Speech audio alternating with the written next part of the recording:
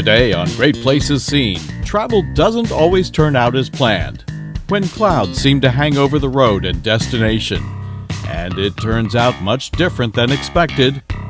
Detours, slow traffic, near misses, construction, and roadblocks. Long, uneven, and unmarked trails heading to who knows where. Even when nothing seems right, often small details and sights reveal themselves and redeem a seemingly lost trip. Raise a toast to days like these.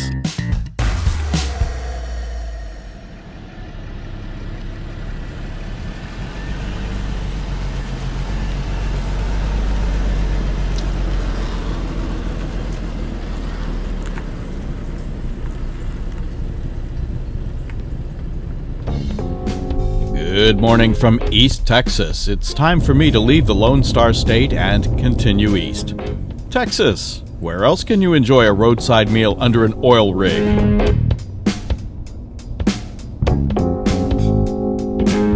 Once again, today's no different. Long straightaways in Texas. I-20 just goes and goes and goes. But very soon, we're going to cross the line to Louisiana.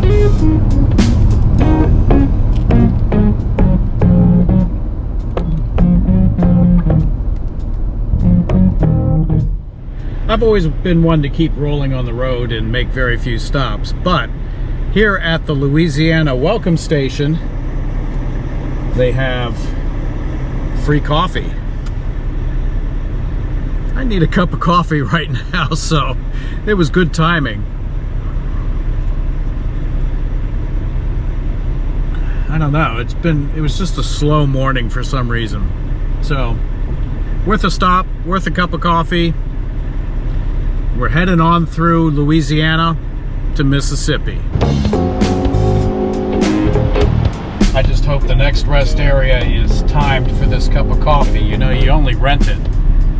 Don't get me wrong, I love a beautiful sunny day, but sometimes when you're driving, a day like this is absolutely perfect. Just very little glare, keeps the car cooler. I mean, today is 80 degrees, that's pretty warm for this time of year, early February. But it's nice to have a cloudy day once in a while. You know, it's amazing. Pretty much this entire trip, 4 weeks out on the road, has been nothing but perfect weather. And if it was cloudy or rainy, it was very, very short-lived. I think I did pretty well for a winter travel trip, at least weather-wise. The road sign I just passed said to use 220, which is the bypass to I-20, because of road construction, slow traffic. Everybody went off on 220. I'm looking on my map, it's showing I-20 is green, so I'm taking a chance. I'm going I-20. Well, look, there's an end roadwork sign right there. I have no idea what they're referring to. I-20 is 3 lanes and open. Part of the road bounces, they could use some road work. This section is very old concrete. There you go, home of the Independence Bowl, Shreveport. On this trip, I passed twice through Louisiana. It just didn't work out to explore the Bayou State this time. I'll be back. I'm on the way to Jackson, Mississippi. It seems a smooth ride in the early going. Today's drive is a straight easterly route on I-20, 340 miles or 547 kilometers for most of the world. I'm driving from Tyler State Park, Texas to LeFleur's Bluff State Park, located in the center of Jackson. It appears it could be quite an interesting place. It seems right now I found the construction zone as advertised.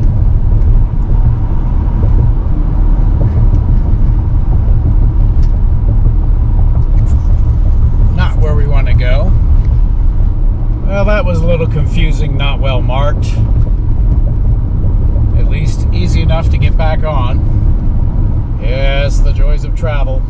Oh, it's not what I thought it was. Now you have to go down this detour. Alright. We get to see some of the fine local area of Shreveport. I think the highway is no better than this little road. And that's West 20. Let me guess. East 20 is a left turn. It is. I don't want to get in between these cars. You can't get there from here. I can go down to the next exit. It's not that far. Well, there you have it. A pleasant little tour of Shreveport, Louisiana. Falling right behind these trucks. One way to make sure you're going to make a turn, just sit in the intersection. Eventually, you have to go. Because nobody else can. Alright. Let's try this again. One place I'm definitely not going to be sitting on, and it's these railroad tracks.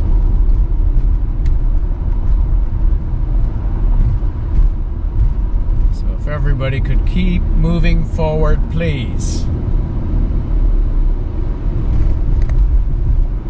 Thank you very much. Here we go. I-20. Let me guess, there's no room off the ramp. Why should that matter?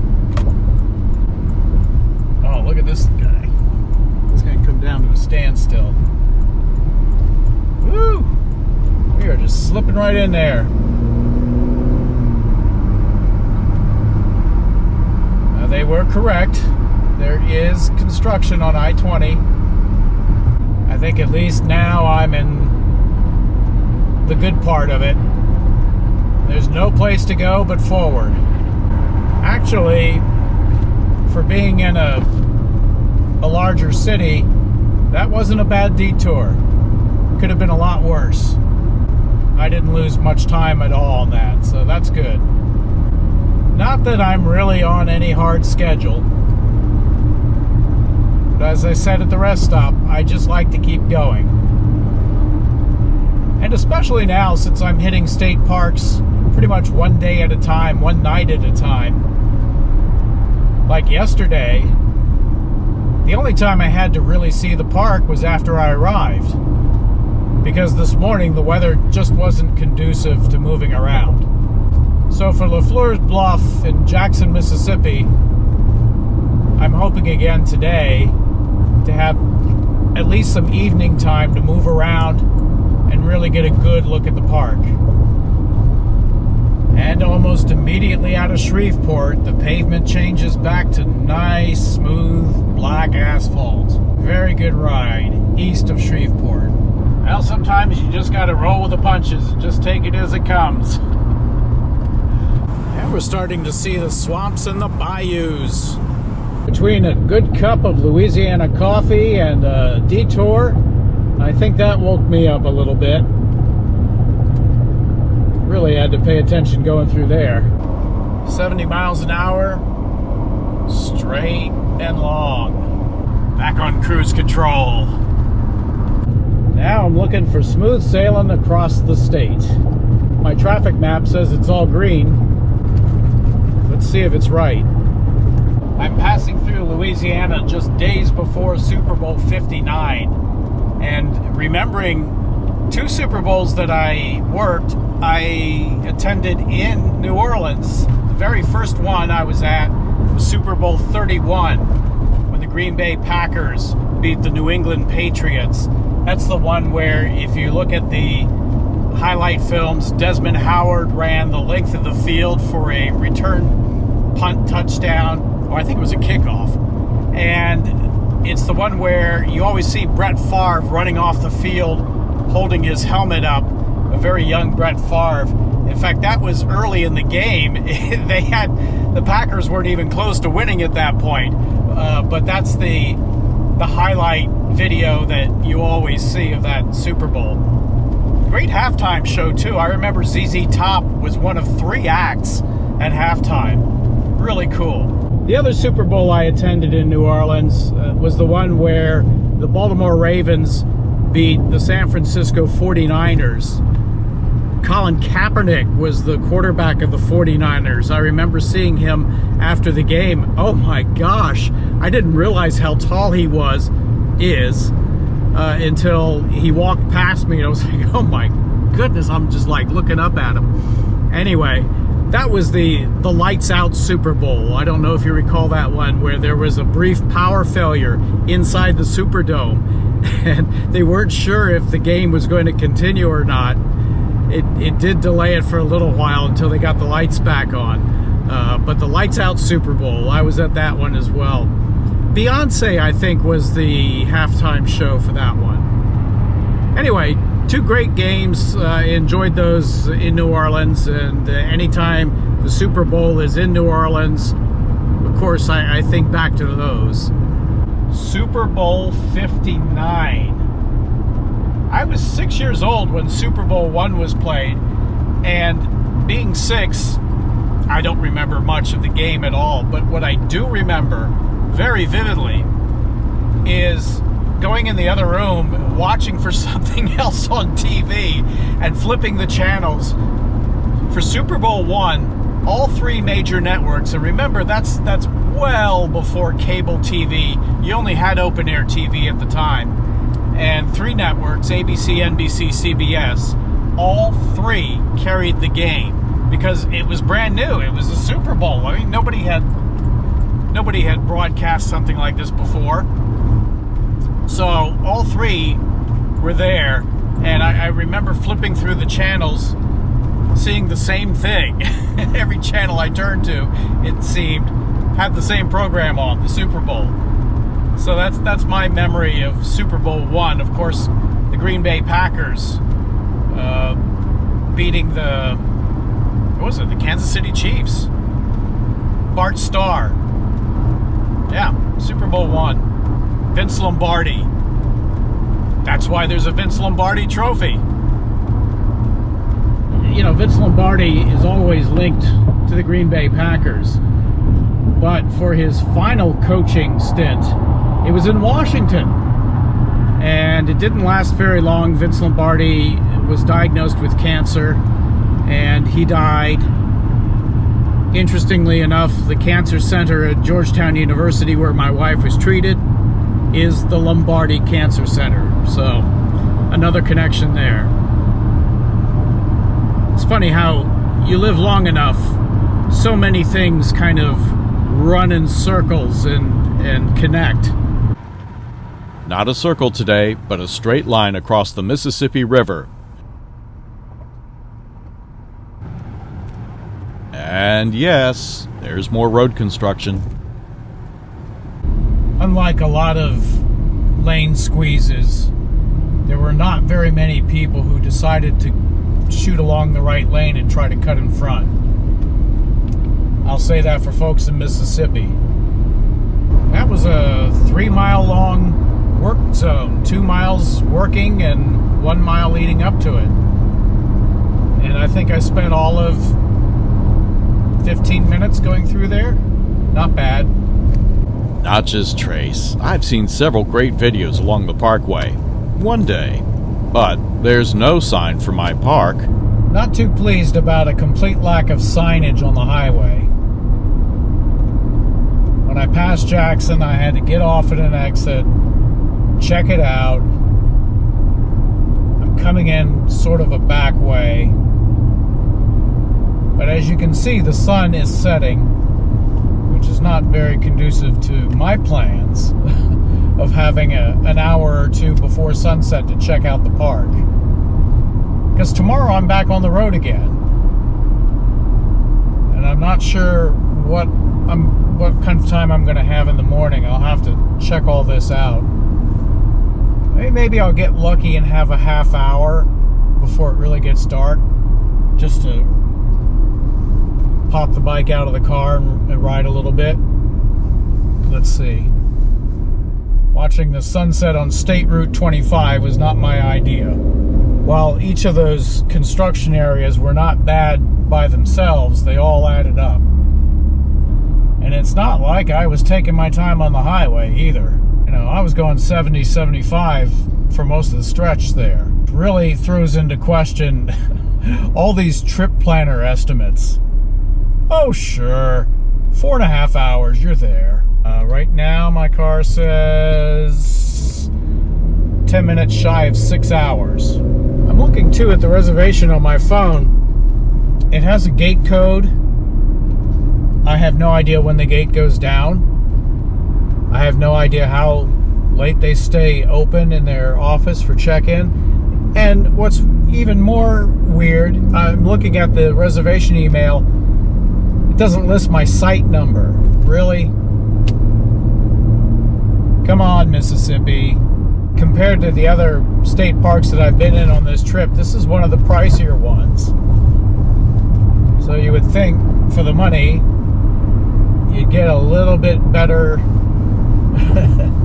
information on the reservation form.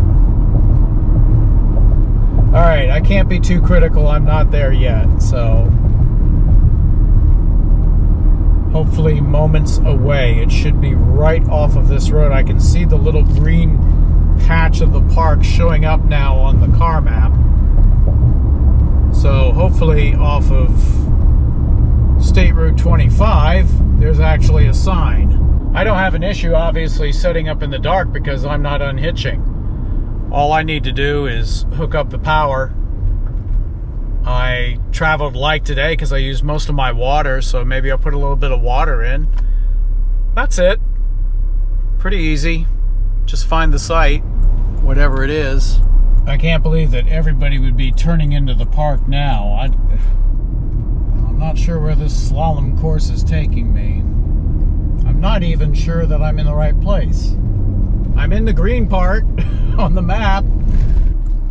Of course, there's construction at the entrance. Now what?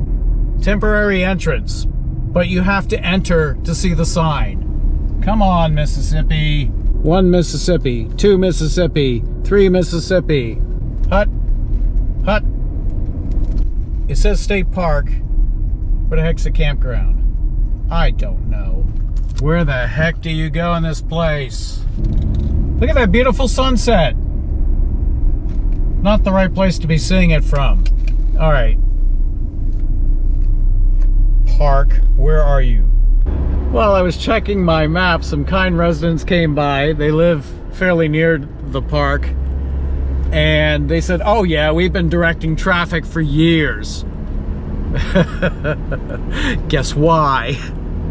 There's no signage.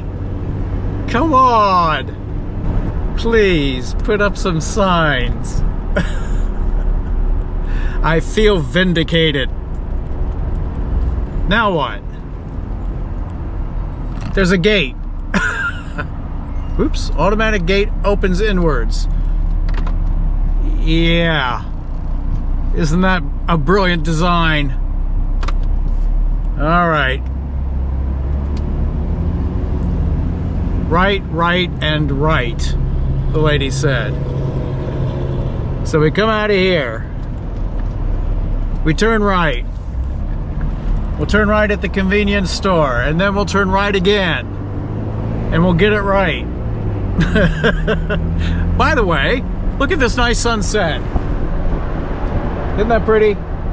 Before the light where I turned into here, there was another turn, and like a postage stamp size sign, it just had a camper at a dump station. That's it. You have to decipher the pictogram for yourself to understand that that in fact is the campground for the state park. All right, let's see, can I beat this red light with a trailer? I think I can. There it is. There's the sign. That's all there is. She said at the convenience store. She said past the ball fields. Okay, well, here are the ball fields. Yeah, there's a little sign again. That's all. No, doesn't say there's a state park there or anything like that. Okay, right, right, right.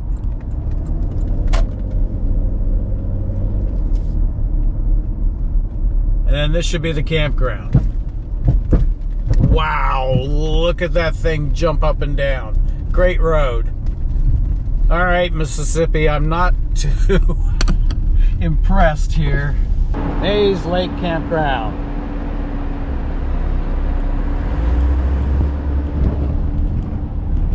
Okay, that's the first sign I've seen. Am I too late? Do I need to use the gate code? I have no idea. 7 o'clock. Well, there's nobody there. At least that worked. All right, we're through the gate. But now the other question is, where the heck's my campsite? I mean, I don't want to have to spend time going back online trying to figure this out. Come on, Mississippi, work with me here. Day use to the right, camping ahead to the left. Well, there's the ranger's residence. I hope, with a fire. I hope they're having a nice evening up there. Now, am I being a little hard on the park right now? Because I wasn't satisfied with my drive here. Maybe. However, I think you need to put a sign out on the road at least, and on the highway. You know, normally I check the route. However, even if you didn't check the route, a state park always has a sign out there on the highway.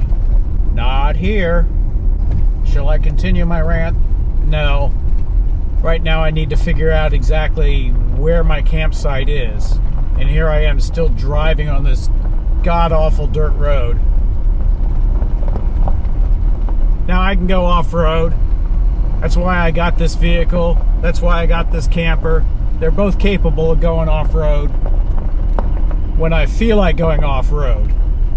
Right now, I'm not feeling going off-road.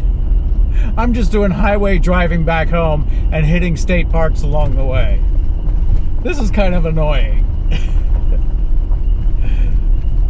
This might as well be Jackson, Mississippi, 1948. Oh, listen.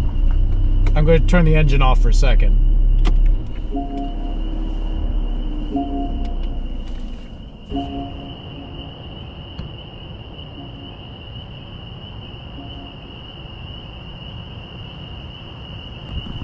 There you go, in that little swamp there.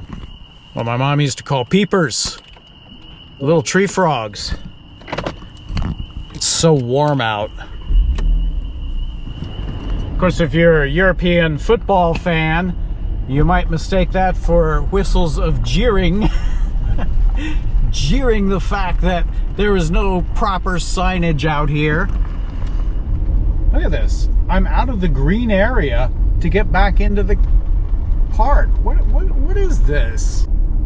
Campers only past this point. Well, gee, thank you. I'm half tempted just to say, whatever open site there is, I'm taking it. Sorry.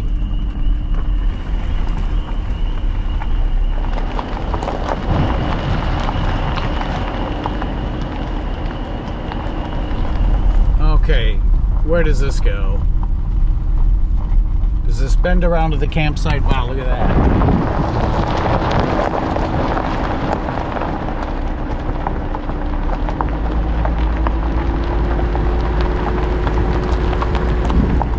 I'll say this, I'm glad I'm not here in the summertime when the bugs are really bad. You know, that's a mosquito trap over there.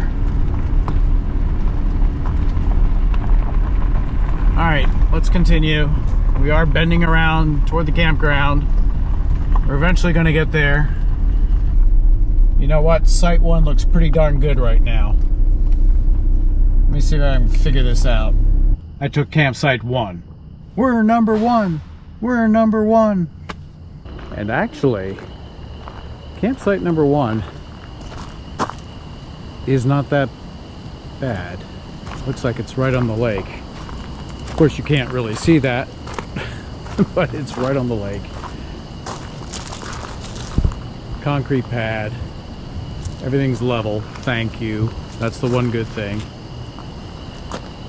And this should be an interesting view in the morning. Doesn't look like a very large park. I think an hour, hour and a half I can cover it on the bicycle pretty well. So as evening falls, all I have to do is plug in electric and have some dinner. I'll see you in the morning.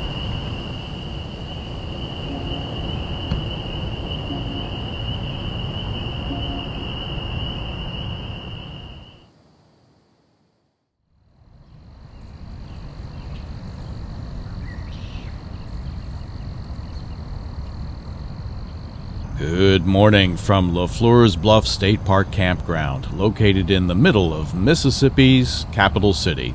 You know, you'd never know it standing here. It's early, just beyond daybreak, overcast and warm. I'm driving today to my final stop on my long cross-country trip before I turn north for home. I do have some time to explore, so I'll get on the bike and start riding. Look, there's a nice large tent pad behind the trailer.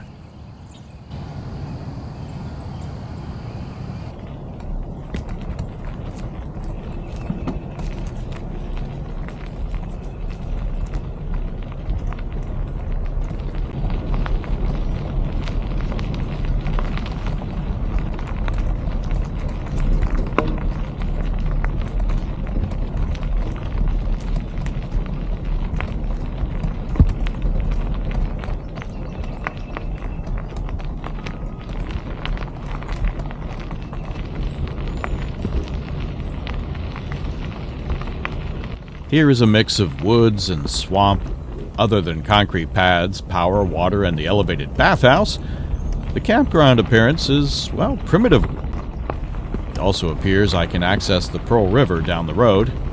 After winding through last night, I'm not sure how far I'll have to go.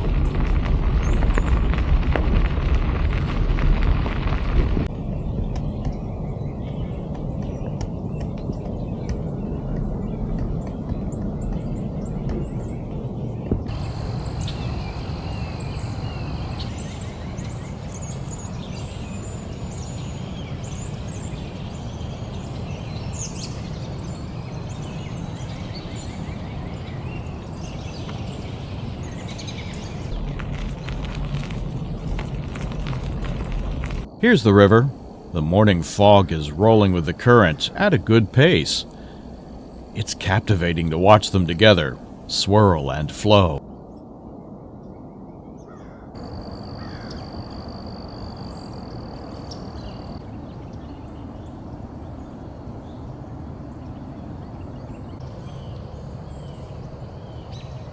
The park is named for the trading post established on the banks of the Pearl River in the late 18th century by Louis LeFleur, a French-Canadian trader. The village of LeFleur's Bluff eventually grew to become the city of Jackson. The area, which is now the state park, was once part of the Choctaw Nation. Under pressure from the United States government, the Choctaw Native Americans agreed to removal from their lands east of the Mississippi River, under terms reached in the Treaty of Dancing Rabbit Creek in 1830. Although many Choctaws then moved to present-day Oklahoma, a significant number did stay in Mississippi. In 1821, the Mississippi legislature, meeting then in the capital of Natchez, sent surveyors to look for a location on which to establish a more centrally located state capital. They looked at areas north and east of what is now Jackson, and then proceeded southwest along the Pearl River until they reached LeFleur's Bluff. Their report to the General Assembly stated that this location had beautiful and healthful surroundings, good water, abundant timber, navigable waters, and proximity to the Natchez Trace trading route. On November 28, 1821, the State Assembly authorized the location to become the permanent seat of government for the state of Mississippi.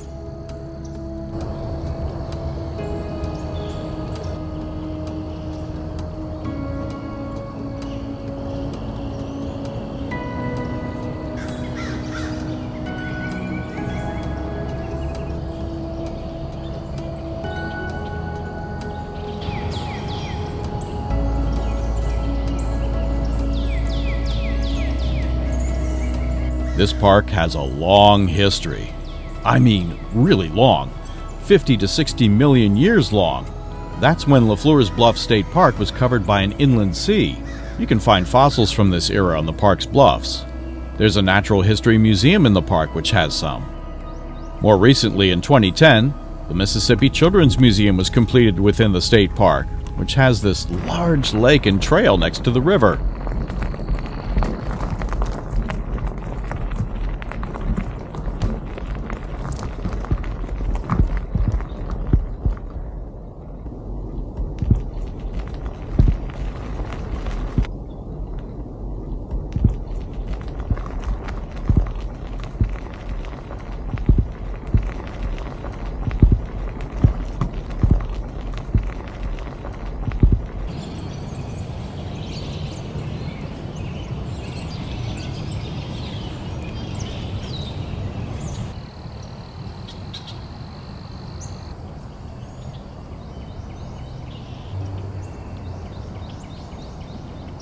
As luck would have it, my tire went flat again.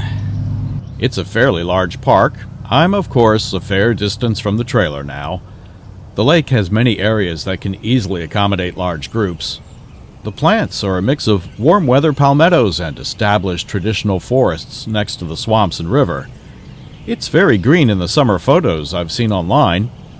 If today wasn't so cloudy, it would appear nice even in the winter. The campground is almost full. Clearly, people like staying here year-round, and it's a place to stay if you want to explore the city, but certainly quiet enough if you're trying to escape it for a while.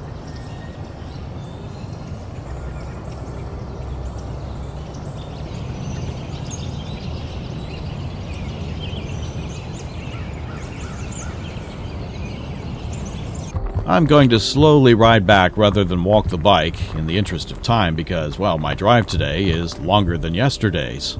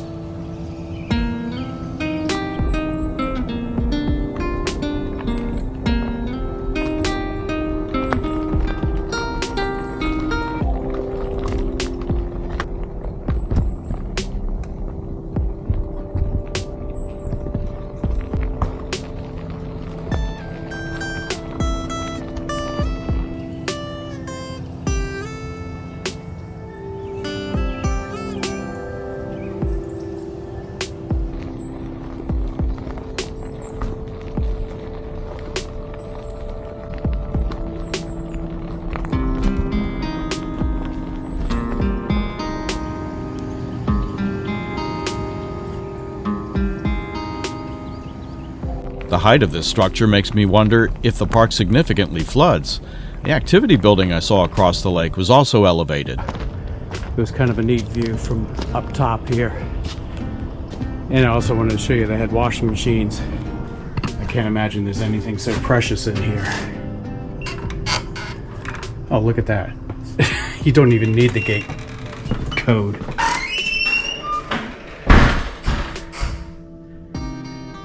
Adequate.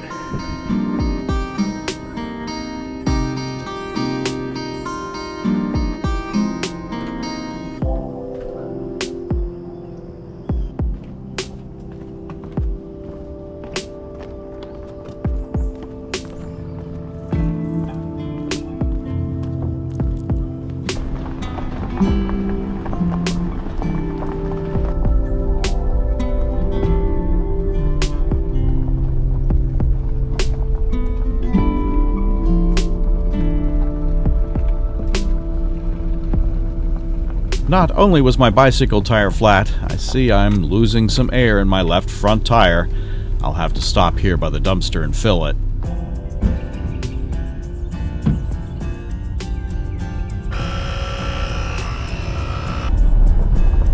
I find it a little humorous when they put a speed limit sign on a heavily rutted road. You couldn't go any faster than 10 or 15 miles per hour without hurting your vehicle. I mean, this road is a little severe, especially for a state park inside the state capital.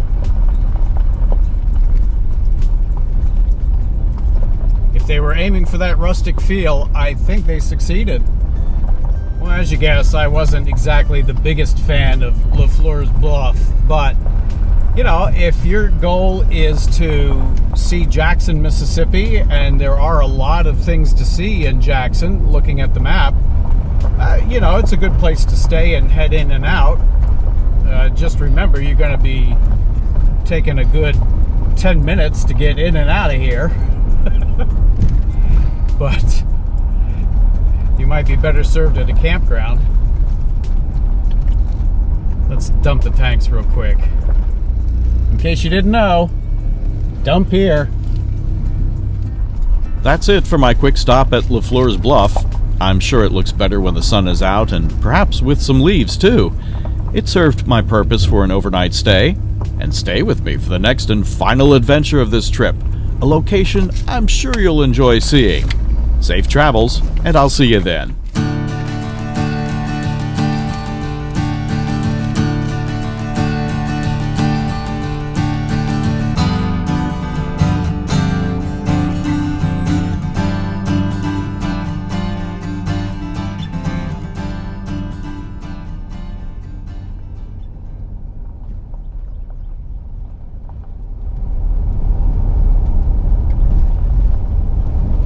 I've always been one to keep rolling and make few stops. Stop that.